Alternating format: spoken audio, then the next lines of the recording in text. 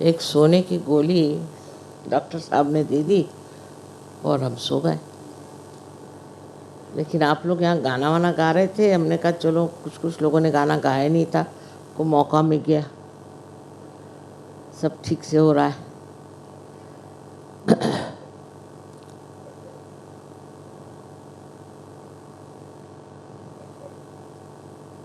लेकिन जब सब दुनिया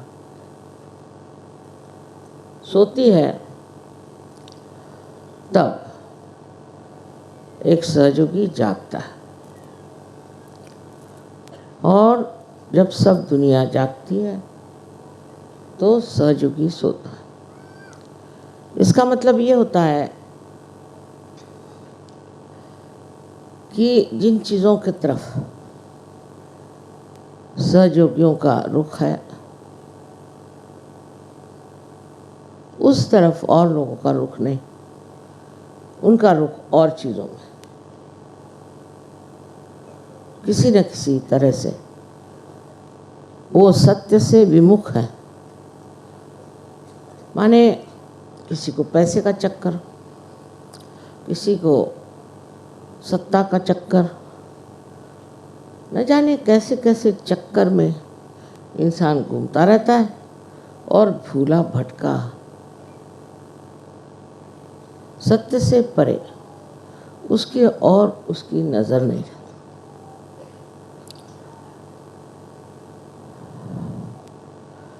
कोई कहेगा कि इसका कारण ये है, उसका कारण ये है, कोई न कोई विश्लेषण कर सकता,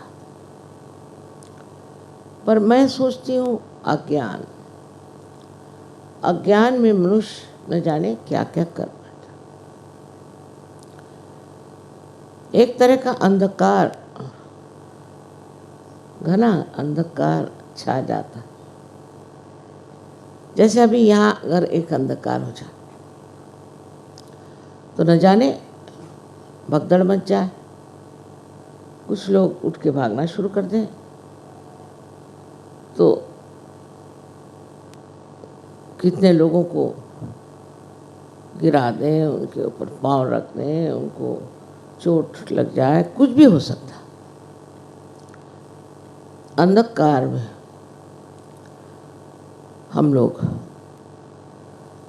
जब रहते हैं तब हमारी निद्रावस्था, लेकिन हम जब जागृत हो गए, जब कुंडलिनी का जागरण हो गया और जब आप सत्य के सामने खड़े हो जाते हैं तो सत्य की महिमा कोई वर्णन नहीं कर सकता। मैंने पूछा किसी से, भाई सहज में तुम्हें क्या मिला? कहले माँ ये नहीं बता सकते, पर सब कुछ मिल गया। सब कुछ माने क्या? मैं भी कहूँगी कि आज के दिन मुझे सहज में सब कुछ मिल गया। मैं जब छोटी थी तो अपने पिता से कहती थी कि मैं चाहती हूँ कि जैसे आकाश में तारे हैं ऐसे इस दुनिया में अनेक लोग तारे जैसे चमके और परमात्मा का प्रकाश फैलाए। कहले हो सकता, तुम सामूहिक चेतना जागृत करने की व्यवस्था करो और कुछ भाषण मत दो, कुछ लिखो नहीं तो दूसरा बाइबल तैयार हो जाएगा, कुरान तैयार हो जाएगा और एक झगड़े की चीज़ शुरू हो जाए। सो इससे पहले तुम सामूहिक चेतना करो, और सामूहिक चेतना का कार्य शुरू हो गया अनायास, सहज में। लेकिन उसकी जो समस्याएं हैं वो मुझे आपसे आज बतानी। बहुत आनंद की चीज़ है कि सामूहिक चेतना हो गई और सब जगह लोग इतने ज़्यादा मात्रा में, हर देश में लोग सत्य को पा गए और उसमें ही आनंद में। लेकिन कष्ट तब होता है कि सोच करके कि सामूहिक चेतना पर हमने कोई चयन नहीं किया। दरवाज़ा खोल दिया, हर एक तरह के लोग अंदर आ गए और अपने साथ अपनी गंदगी भी लेकर अंदर चले आए। और जब ऐसे थोड़े से भी लोग आ जाते हैं तो वो बहुत नुकसान देते हैं। नामदेव वगैरह तो बिल्कुल, जो पहले बड़े साधु संत हो गए, जो अपने ही लोग हैं, उन्होंने तो साफ साफ कह दिया था कि जो बुरे हैं वो अच्छे हो ही नहीं सकते, उनकी आदतें ठीक हो ही नहीं सकती। उदाहरण के लिए उन्होंने कहा कि एक मक्खी लीजिए, मक्खी एक तो अपने खाने पे बैठेगी तो भी मार डालेगी, और अगर कहीं मर गई और पेट में चली गई तो आप भी मर जाएंगे। ये मक्खी नहीं ठीक हो सकती। और कहा कि ऐसे मक्खी वाले बहुत से लोग को बहुत सा उनको गुड़ का शौक होता है और उसके और दौड़ते ही रहते। सो सहज में ये चीज़ें सब हमारी गिर जानी चाहिए। जब तक ये गिरती नहीं तब तक हम ऊंचे उठ नहीं सकते। पंखों में अगर कोई चीज़ लग जाए तो पक्षी भी नहीं उड़ पाते। इसलिए जो ये आनंद का आकाश, जिसे कि कवियों ने रागांचल कहा, माँ के प्यार का आंचल, इसमें आप एक पक्षी की तरह उड़ नहीं सकते, क्योंकि आपके पंखों में भी कुछ न कुछ अभी लगा हुआ। आज का दिन शुभ दिन है और बहुत लोग सोचते हैं कि बहुत बड़ा दिन है और इस दिन कोई विशेष कार्य हुआ, ऐसे लोगों ने कहा हुआ। लेकिन आज के दिन एक विशेष कार्य आप लोगों को करना हो। इतने सारे आपने गुब्बारे लगा रखे हैं, उससे इंसान खुश हो जाता है, देखता है कि देखो रबर में भी कितनी शक्ति है कि वो हमें सुख और आनंद दे सकती, और वो भी एक बड़ी सौंदर्यपूर्ण वस्तु बन सकता है। फिर हम तो मनुष्य, और मनुष्य में हम आज सजोगी पहुँचे हुए लोग हैं। सो इन लोगों की एक स्थिति आने के लिए क्या करना चाहिए? मैंने अभी मेरा एक अनुभव हुआ जो मैं आपको एक कथा के रूप में बताती हूँ, इससे मुझे बड़ा दुख हुआ। मैं इसलिए ये सब हिंदी में बोल रही हूँ क्योंकि ये ज़्यादातर दोष हिंदुस्तानियों में है, अंग्रेज़ों में इतना नहीं, परदेश में इतना नहीं, उन लोग को इसकी अकल भी इतनी कम है। हमारे देश में पहले ये भारत माता हमारी पूरी संपूर्ण, इसमें अनेक तरह के देश समाये हुए। आप जानते हैं इसमें बर्मा था, सिलोन था, पाकिस्तान, बांग्लादेश आदि अनेक देश इसमें समाये हुए। ये हमारी माँ भारत माता, पर इसको लोगों ने काट पीट लिया। किस लिए काटा पीटा? वो ऐसी बात हो जाती कि जैसे कोई लोग इस देश में ऐसे हो गए जिन्होंने सोचा कि ये हमारे देश के लीडर हो गए, ये बड़े आदमी हो गए, तो हम क्यों ना कुछ ऐसा करें कि हम भी बड़े हो जाएं। ये अगर प्राइम मिनिस्टर हो सकते तो हम भी प्राइम मिनिस्टर। ईर्ष्या पहली चीज, ईर्ष्या हो गई कि हमारा भी अगर हम एक देश हो जाए, हम अगर विभाजन कर लें तो उतना हिस्सा हमको मिल जाएगा, उसके हम राजपाट करें। जैसे बहुत सी बड़ी बड़ी फैमिलीज में ऐसा होता है कि लोग चाहते हैं हमारा अलग घर हो, हम अलग से रहें, हमारे बीवी बच्चे हों, हम वहीं रहें और से किसी से मतलब न रखें। तो विभाजन करने की एक प्रवृत्ति मनुष्य में है, और उसी के कारण समझ लीजिए आप बांग्लादेश बना तो मैं अभिभूत हो गई कि लोगों ने इतने से बांग्लादेश को मांगा। और इसलिए कि कुछ लोग चाहते थे कि हमारा राज हो। वो आप इस्लाम का नाम लो या किसी भी धर्म के नाम पर कोई न कोई बहाने में विभाजन कर ले। और आज बांग्लादेश का यह हाल है कि कहते हैं हमें लोग माफ मत जाओ, नहीं तो आपके तो आंखों से अविरल अश्रुधारा बहती रहेगी, इतनी दुर्दशा। पाकिस्तान का क्या हाल हो, सिलोन जिसको कि अब श्रीलंका कहते, उसका क्या हाल। ये जो तोड़ तोड़ के देश के इन्होंने अलग भाग बनाए और सोचा कि अब इसमें हम राज करेंगे। अधिकतर इसके प्राइम मिनिस्टर वगैरह लोगों को जिन्होंने कि खींचतान करके ऐसे देश बनाए थे, उन्हीं को मार डाला, उनका खून कर डाला।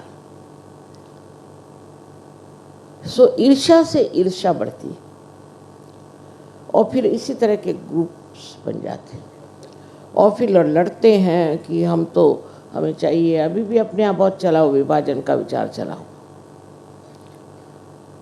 जैसे हमारे यहाँ विदर्भ है, कहीं कोई झारखंड है तो कोई झारखंड है। ये बनाने से क्या मिलेगा,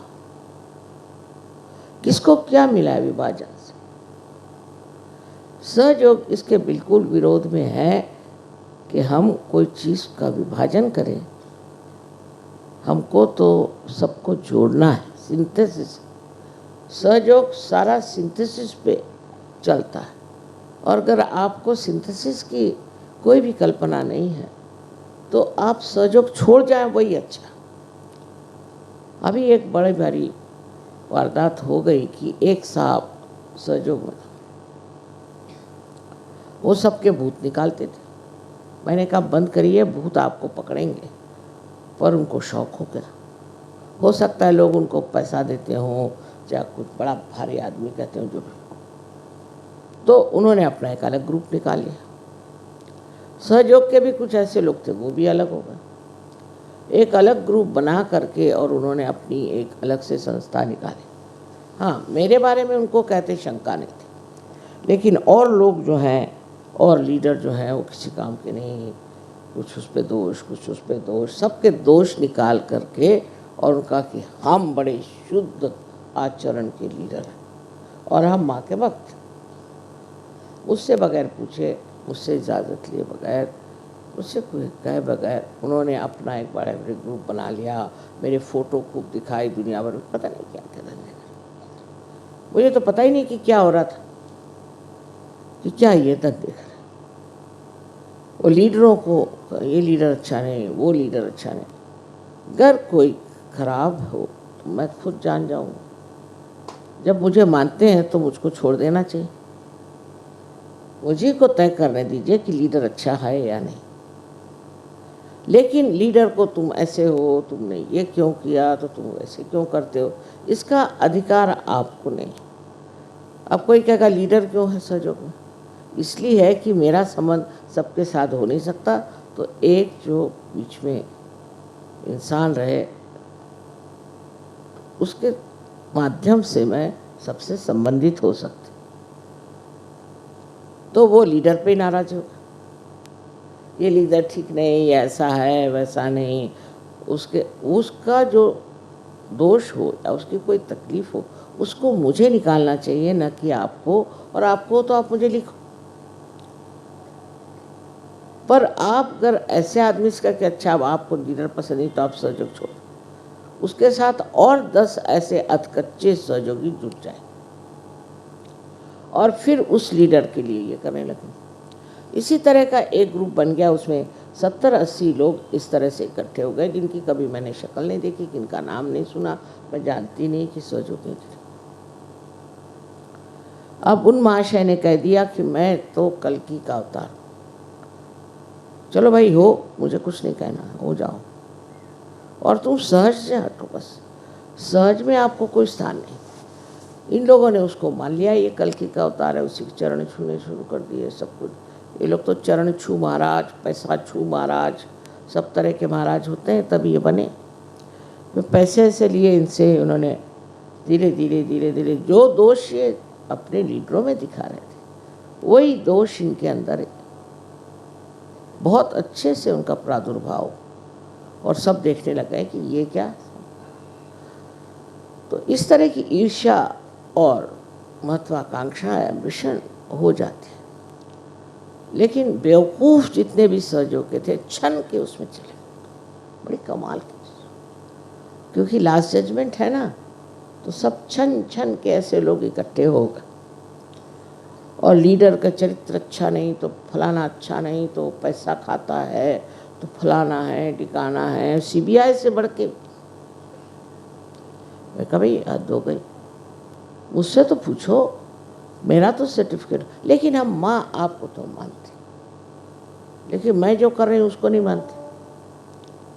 करते करते ये बेवकूफ़ लोग गणपतिपुरे पहुँचे, वहाँ इन्होंने मेरे ऊपर पत्थर फेंके उल्टे, क्योंकि जब दुर्बुद्धि हो जाती, जब बुद्धि भ्रष्ट हो जाए तो आपको होश ही नहीं रहता, आप बोल क्या रहे, कर क्या रहे, जैसे शराबी आदमी हो जाता है उस तरह की हालत। और वहाँ पर उन्होंने हंगामा मचा दिया। प्रोग्राम में आ गए, मैंने देखा इतने खराब उनके वाइब्रेशंस।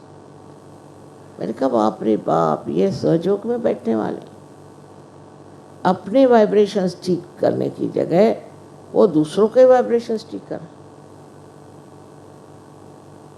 तो ऐसे जो सहज में लोग हैं उनको सहज छोड़ ही देना चाहिए, क्योंकि सहज वो है। लेकिन अगर एकाध माई का लाल खड़ा हो गया तो उसकी दुम पकड़ के बहुत से लोग सोचते हैं कि वो स्वर्ग में चले जाएंगे। वैसे नहीं। सहज एक सामूहिक कार्य, एक सामूहिक संस्था। इसमें किसी का नाक उधर तो आँख उधर, तो किसी के हाथ उधर, ये चलने ही नहीं वाला, क्योंकि चैतन्य को ये बात पसंद नहीं।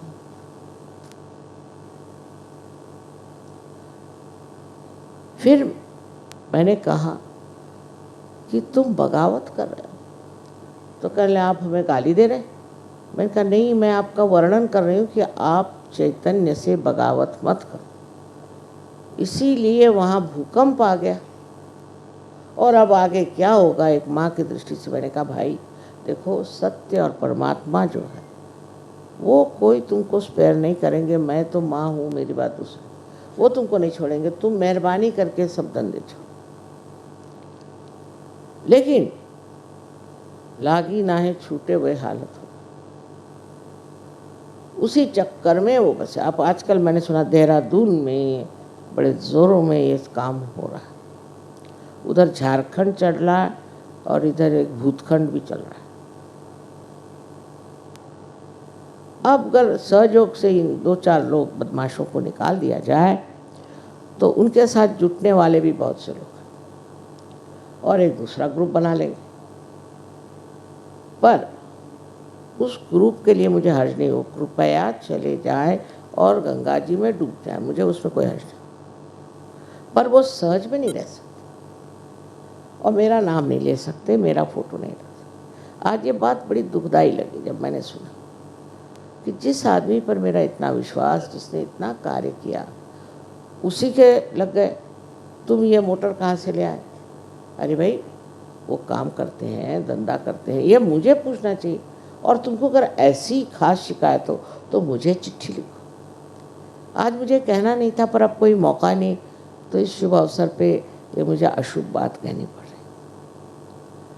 इस तरह के अगर धंधे करने हैं तो अभी आप सहज से अपना आसन लेके तशरीफ बाहर ले जाए, उसमें मुझे कोई हर्ज नहीं। सहयोग में किसी पे कंपल्शन है ही नहीं, आप जानते।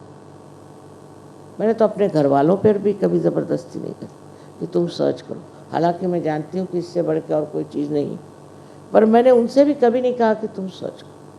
करना हो तो करो, नहीं तो मत करो बाबा।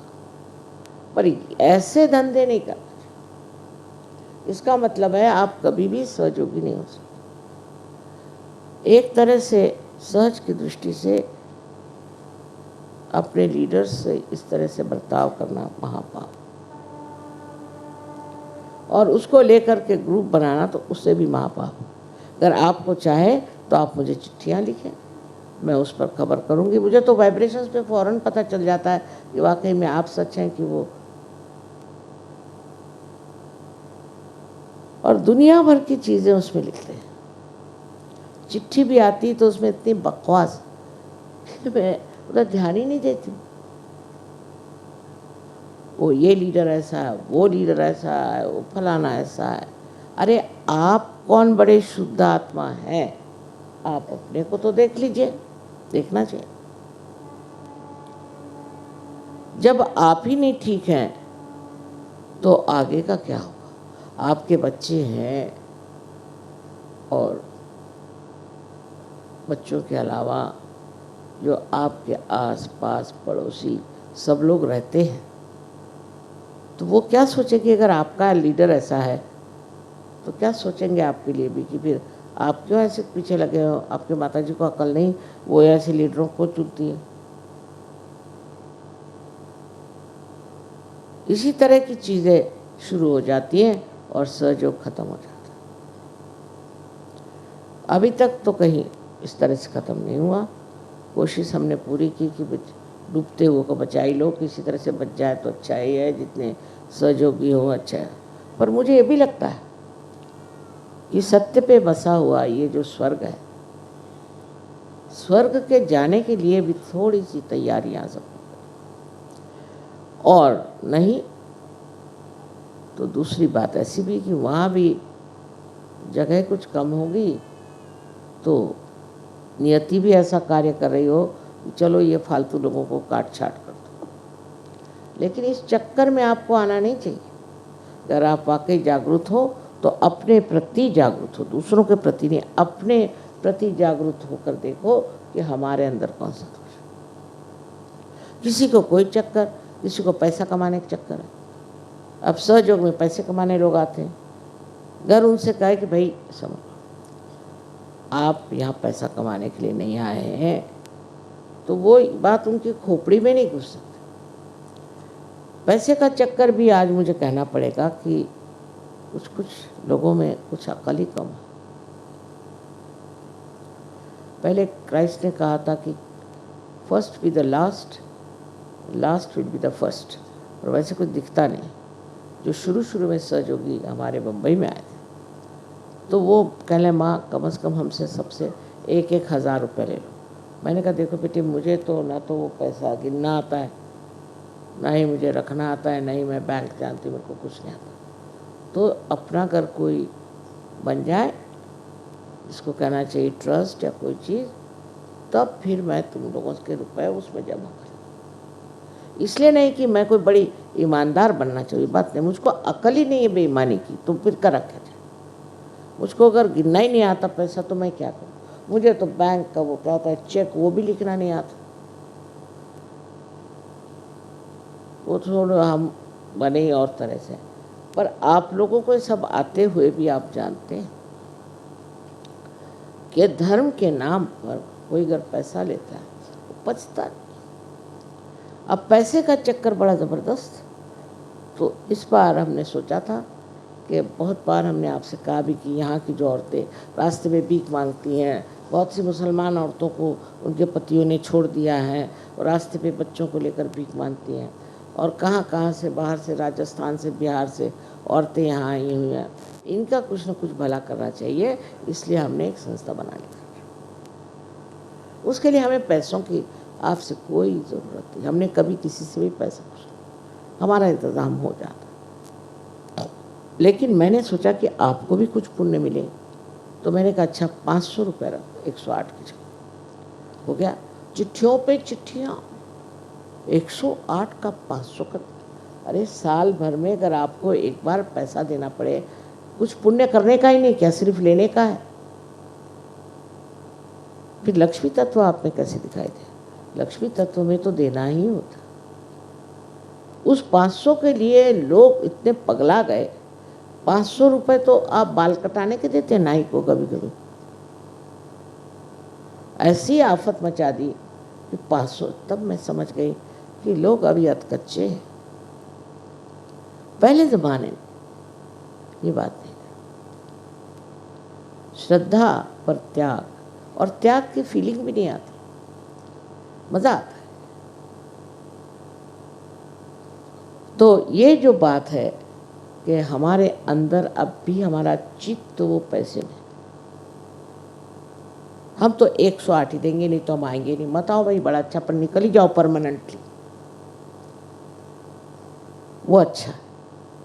क्योंकि सहयोग भिखारियों के लिए नहीं, पहले आप लोग ठीक हो जाइए और फिर भिखारियों की मदद करिए। हम भिखारियों को मदद कर सकते, उसके लिए अगर कहा गया कि थोड़े से पैसे दे दीजिए, तो आप लोग इतने क्यों नाराज़ हो रहे हैं? मैं तो आप जानते पैसे को छूती ही नहीं, मेरे को मालूम ही नहीं, लेकिन एक कार्य निकाला है, उसके लिए अगर कहा गया कि 108 की जगह 500 दे दीजिए, तो आप सारे लीडरों पे बिगड़ गए, सब पे बिगड़ गए और मारा आफत मचा दी। माँ ये किसने आपको सजेस्ट किया? अरे मुझे सजेस्ट करने वाला भी पैदा ही नहीं हुआ, मैं तो अपने ही दिमाग से चलती हूँ।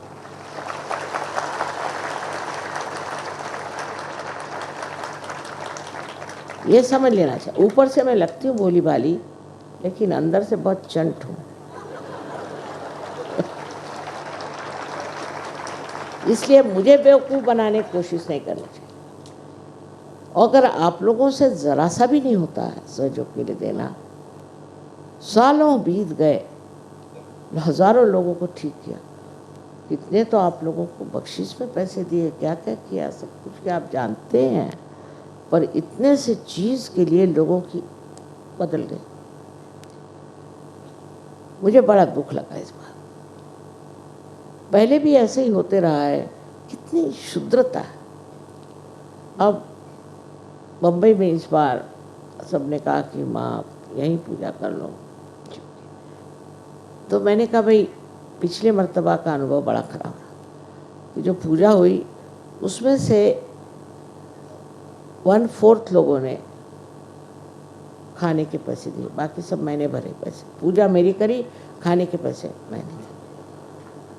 मुंबई के लोग तो खास है, हमारे महाराष्ट्र के तो ऐसे कंजूस लोग हैं, वो ब्राह्मणों को देंगे, सिद्धि विनायक को देंगे, पर यहाँ मुफ्त में खाने को आ गए। 104 और 1/4 लोगों ने खाने का दिया और वो 1/3 लोगों ने पूजा का दिया। 11 रुपये 11, और सहयोग में आ गए। इससे अच्छा कटोरा लेकर के कहीं मस्जिद के सामने बैठ जाए, अच्छा वही कुछ अल्लाह उनका भला करे तो करे। ऐसे ऐसे लोग सहयोग में, और इसलिए मुझे कहने का है कि कोई आपसे मुझे कोई प्रकार का दान या पैसे की आज तक ज़रूरत नहीं पड़ी, लेकिन मैंने कहा ज़रा देखें, टेस्टिंग कर लें। उस टेस्टिंग में मैं हैरान हूँ, और कोई भी ऐसा गरीब नहीं है इसमें जो 500 भी नहीं दे सकता। और फिर ये कहा गया कि जो नहीं दे सकता नहीं दे, तो फ़ोन पे फ़ोन आ रहे कि साहब मेरा आप काट दीजिए ना, मैं नहीं दे सकती। क्यों? मेरे पति कमा रहे हैं। कितना कमाते हैं? 7,000 कमाते हैं, पर मैं नहीं दे सकती, मेरे पति दे देंगे, अपनी तरफ से मैं नहीं। ज़रा कुछ सेल निकाल दीजिए इसका, वो होते ना मार्केटिंग, कुछ सेल हो जाए, अच्छा है, किसी किसी को माफ़ कर दीजिए। अरे भाई उसमें क्या उससे कितना पैसा आने वाला, उससे क्या हमारा NGO चलने वाला? कुछ भी नहीं। पर आप लोगों को परीक्षा हो गई कि आप लोग कितने गहरे पानी में हैं। तो पैसे के अंदर से पहले चित्त निकालना हिंदुस्तान के आदमी के लिए बहुत ज़रूरी है, अगर वो सहयोग में है। नहीं तो आजकल जेल भरो आंदोलन चला ही हुआ है। पैसों में काहे को आपको इतना चित्त? आपकी लक्ष्मी जी हमने जागरूक कर दी, जितना आप दोगे उतना ही आप देना। इतनी आनंद की चीज़ है, इसकी कोई हद है।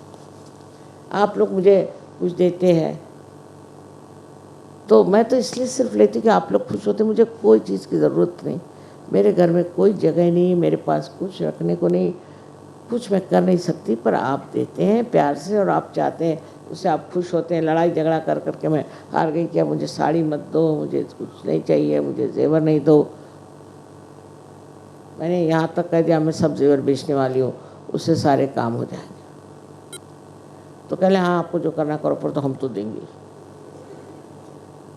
ये आपके खुशी के लिए हम घर कर रहे हैं। हमें क्या लेना और क्या देना, जब कुछ लिया ही नहीं तो देना क्या।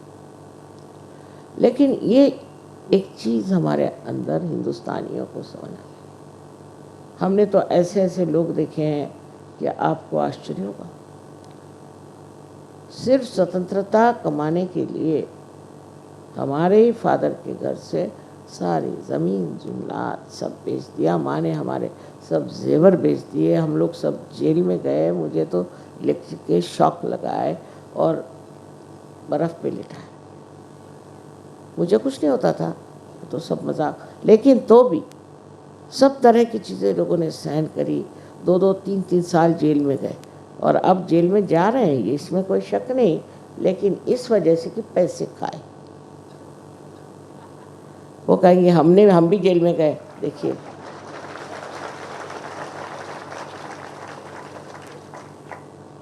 जो लोगों ने सहयोग में बहुत बदतमीजी करी है उनका हम छुटकारा करने वाले हैं, पक्की बात। और खबरदार, अगर किसी भी लीडर के खिलाफ किसी ने भी अगर आवाज़ उठाई है तो उसको हम सहयोग से छुट्टी करा, पूरी तरह से जान, इसमें शक नहीं, क्योंकि हमें तोड़ना नहीं है। आपके स्वार्थ है, आपका मतलब है, आपको और कोई धंधा नहीं, आप पुलिस में भर्ती हो जाओ, सीआईडी बन जाओ, कुछ भी करो, सच में काय को आए, सच के लायक ही नहीं आप आए काय को सोच। आज के दिन ये सारी बातें करने की मैंने बड़ी धृष्टता करी, और मैं जब सो गई थी तभी मेरे मन में ख्याल आ गया कि आज क्या कहा जाएगा, और 74 साल की उम्र होगी, अब बूढ़ा है, अब क्या कहें। सो बूढ़े लोगों का भी एक ही काम होता है कि अपने बच्चों को नसीहत दें, उनको भी कहें कि ज़िंदगी क्या है और आप किस लिए सहज में आए। सहज में आप अपना सर्वनाश करने के लिए नहीं आए, क्योंकि सहज की अति सांकरी गली कह जाए उस तरह। अगर आपको सहज में आना है तो ये पता रखना चाहिए कि आपको इस सांकरी गली से चलना है, जिसमें एक तरफ तो पहाड़ है और एक तरफ में खाई। सो इसमें चढ़ने के लिए अगर आपके अंदर वो बल, वो मन का बल, वो शक्ति और वो पवित्र शुद्ध इच्छा नहीं हो तो होगा नहीं, आप आधे अधूरे बैठ जाए। ये पहाड़ी पर जो आपने देखा है गधे पे बैठ के लोग चलते, वो गधे से पूछा क्या भाई तुम गधे कैसे हो गए, तो उसने कहा कि हम भी आप ही लोगों जैसे थे, लेकिन आधे अधूरे रह गए तो भगवान ने हमको गधा बना दिया कि कम से कम गधे के रूप में ऊपर पहुंच जाओ। ये सब कथाएं आपने सुनी है, पढ़ी है, हमारे देश में तो इसका भंडारा, इसके वाङ्मय का भंडारा, इतनी कथाएं हो गई, वो ज़्यादातर हमारे लिए एक उपदेश के लिए, समझाने के लिए कि गलत रास्ते में चलने से क्या होता है। दुनिया भर की कथाएं हुई और उसमें की जो कथा हमें कुछ न कुछ सबक देती है वही कथा असली। सो बार बार मुझे ये लग रहा है कि आज के दिन कुछ अच्छा ही कहना चाहिए था, लेकिन ये बात मेरे सामने इतनी ज़ोरों में खड़ी हो गई इस शिव पूजा में कि मैंने सोचा अगर मैं नहीं कहूँगी तो कैसे हो। और शिव जी के पूजा में आप कह भी नहीं सकते, क्योंकि शिव जी तो सिर्फ क्षमा ही करते, पर वो भी किसी हद तक, और जब वो बिगड़ते हैं तो आप जानते हैं वो क्या करते हैं। उनसे मुझे सबसे ज़्यादा डर लगता है, क्योंकि ये अगर घोड़ा बिगड़ गया तो वो आपको ठिकाने लगा दें। सहयोग का ज्ञान सारा आपको एक तरह से मुफ्त ही, क्योंकि पूर्व जन्म बहुत बड़ा था, पूर्व जन्म की आपके अंदर जो संपत्ति है उसके बूते पर आप नहीं पाया। लेकिन सहज में आ करके सब पा करके संपत्ति पा करके और आप अगर बेकार ही जाने वाले हैं तो बेहतर है इसको छोड़ दो और हमें भी बख्शो। सोच सोच करके आज कहा से मैं सोचती कम हूँ, निर्विचारी में हूँ, लेकिन तो भी मुझे चिंता इसलिए कि मैंने आपको अपना बेटा माना और आपको अपना बेटी मानी, तो आपके जो दोष है उसके कारण जब आप मिटते जाएंगे उसे देखा मुझे बहुत कष्ट हो।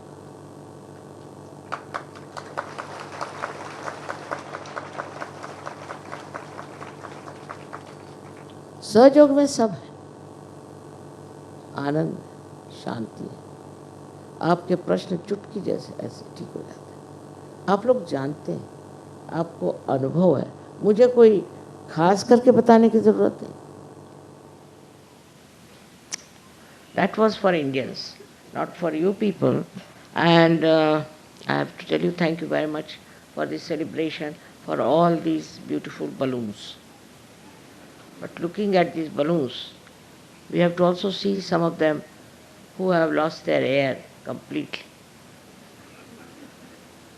This is another problem we face in the West. Because to have ego itself, according to the Western culture, is a very great achievement. And when we start living with our ego, I know how one looks like.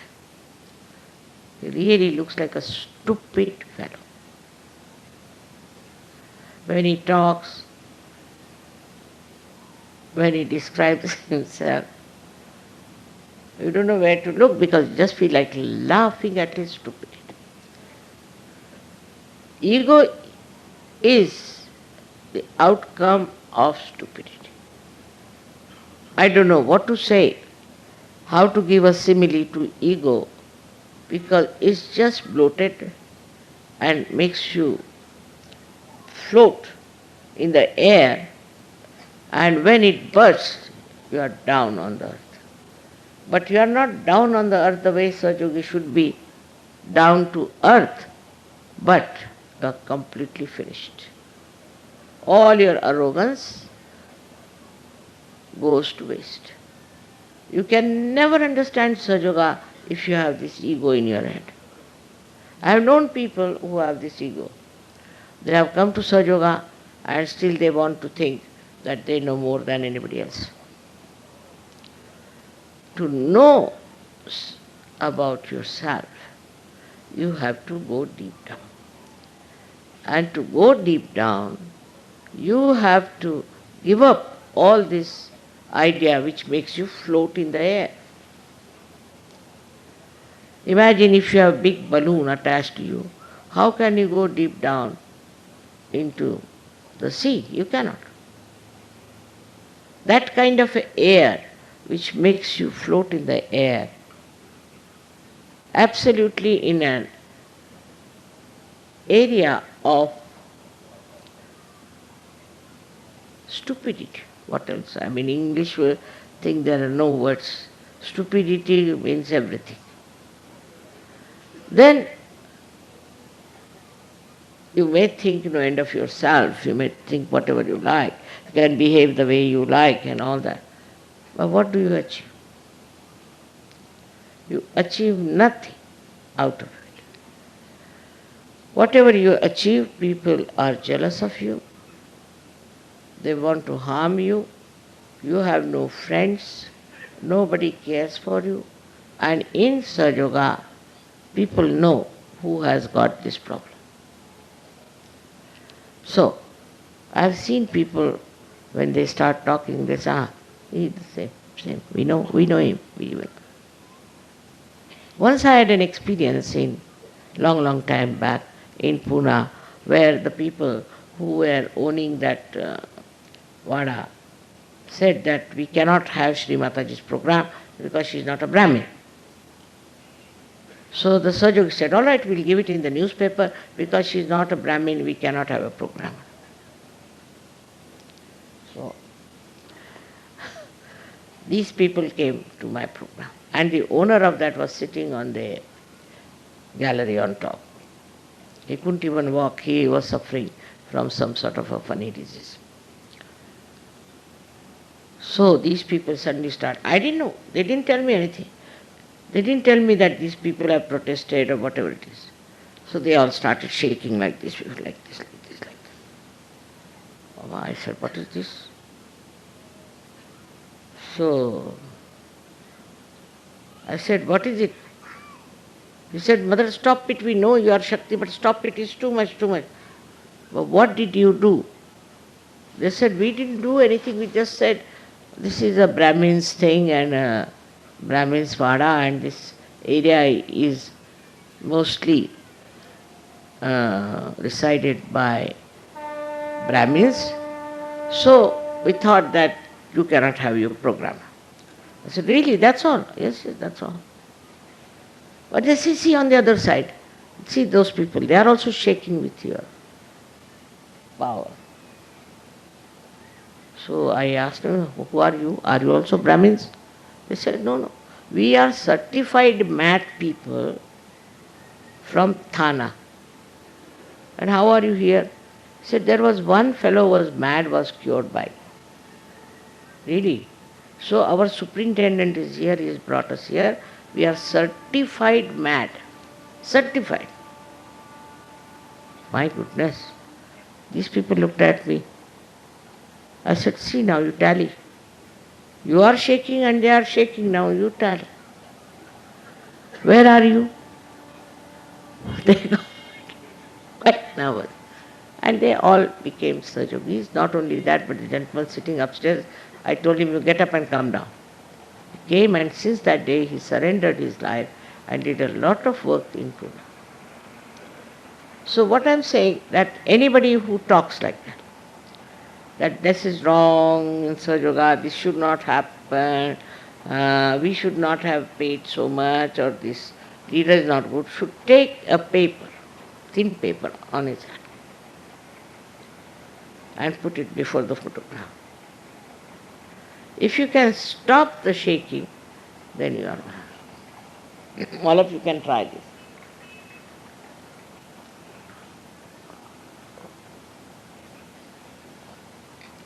Then try on the right hand. Very practical.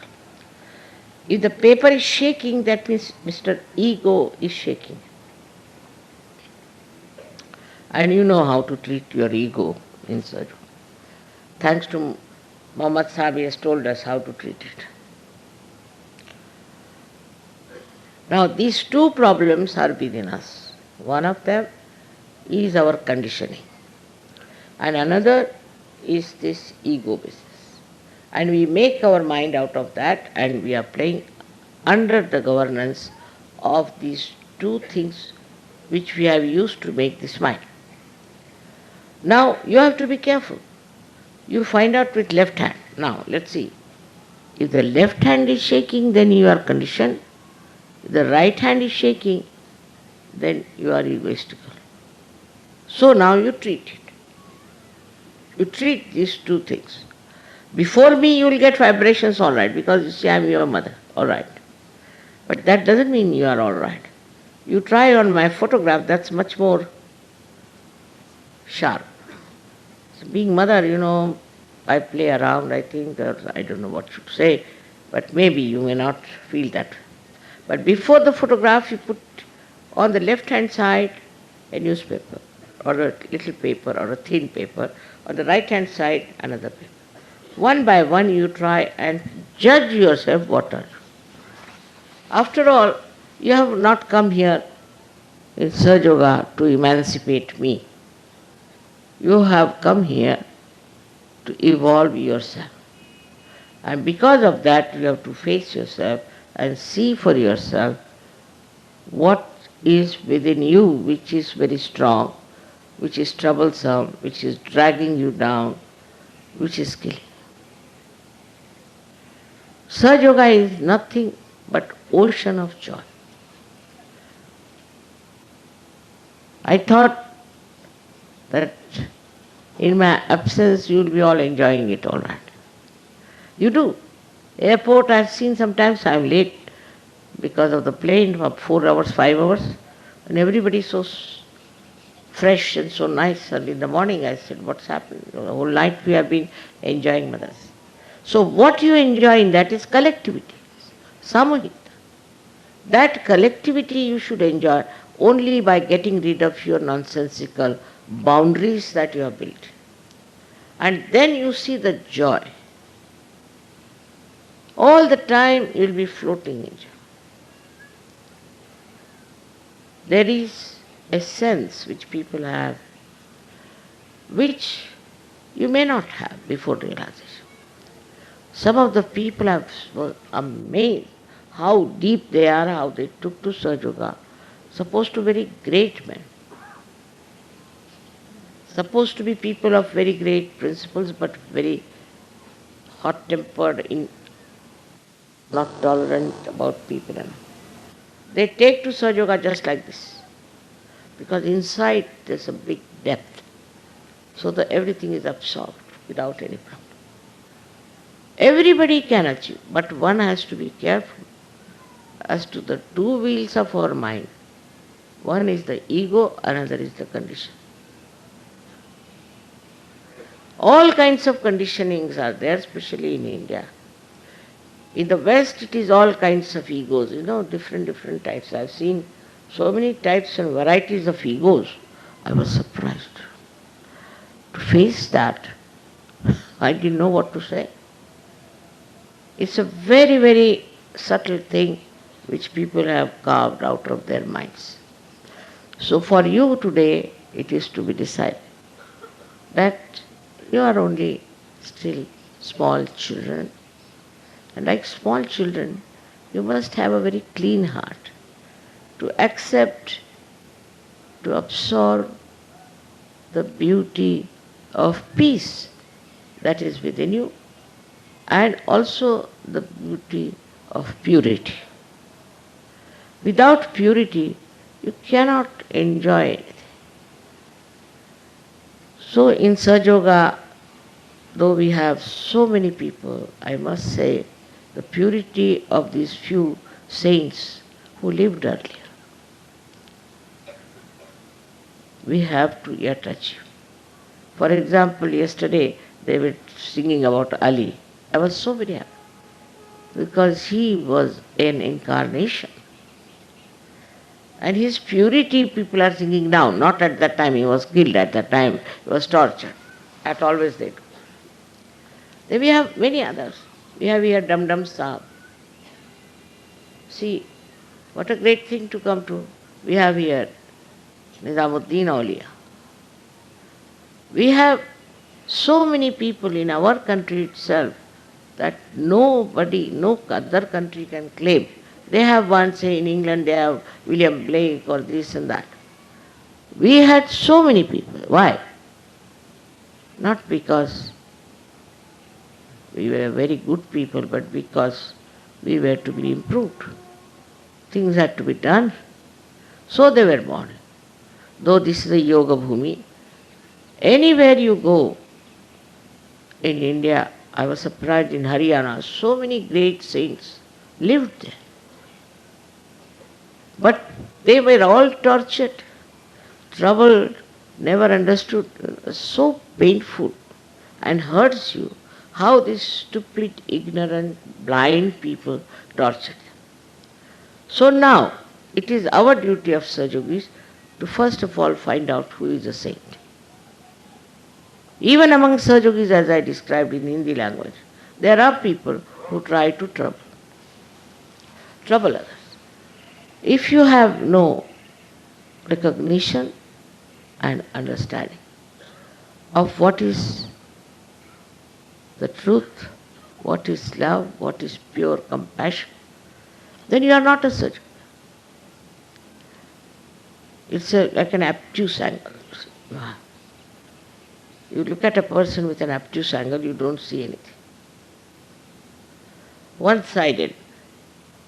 Now, at this juncture, when I am so very old now, I have to request you that you turn your eyes to yourself, introspect. Because among you there are some people who will try to divert your attention, will try to say things. Very easy to say, he is very dishonest, he is very immoral. Very easy to say. What are you? We have to now understand that Sahaja Yoga is to be consolidated through synthesis. We are believers of synthesis. Any divisive thing that comes into your mind, you should just throw it away. This is a request on this day. I make you that you please introspect. Unless and until you introspect, you cannot even respect yourself. You cannot even love yourself. If you love yourself, you introspect and find out what's wrong. Supposing I love this sari, then if I find any doubt about it or see any dot somewhere or something, I'll get it clean. I'll not be proud of it, wear it and go around say, see, I've got so many spots. In the same way, you should be not proud of whatever such temperaments you have within yourself. And don't talk like that. Christ has called them murmuring souls. He said, beware of the murmuring souls. I would say, throw away all the murmuring souls.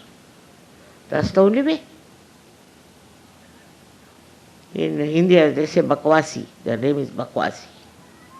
Means the ones who just chatter, talk all nonsense about others. He doesn't know what he is. It is much more in India, I must confess. I'm sorry though I'm an Indian. It's a habit of talking ill of others, sitting down, just chit-chatting. They will not talk of Sahaja Yoga. How many people know Sahaja Yoga in the proper way? I mean, if I have to give degrees, what degrees I should give to you? Tell me.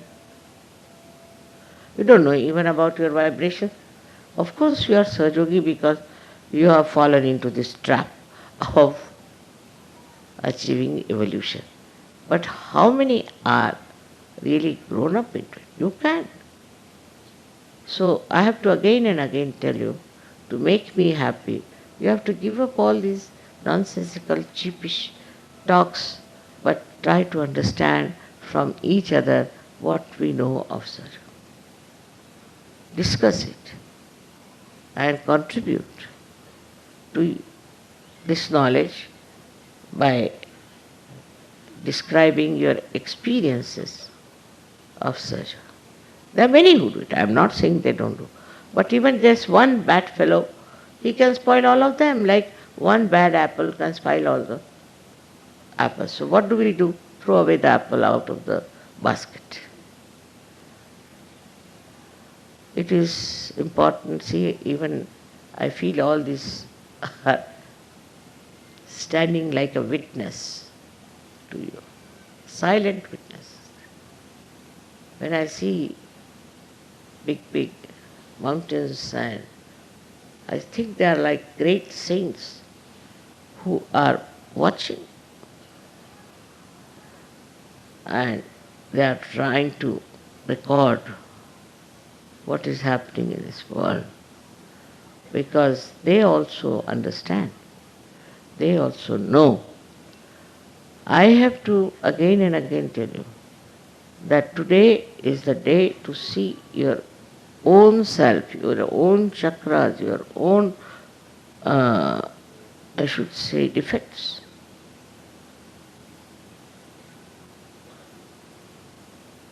That will give you permanently the joy that is promised. You will get thoughtless awareness, also you will get doubtless awareness, but never get into the trap of your conditioning and of your ego. This is what I have to tell you today on this day where you are celebrating. That you celebrate your own birthday. Celebrate it. See for yourself what you have achieved and what you are going to achieve. It's time for you to celebrate than to celebrate my birthday. I'll be very happy to celebrate your birthday than to celebrate mine. So may God bless you.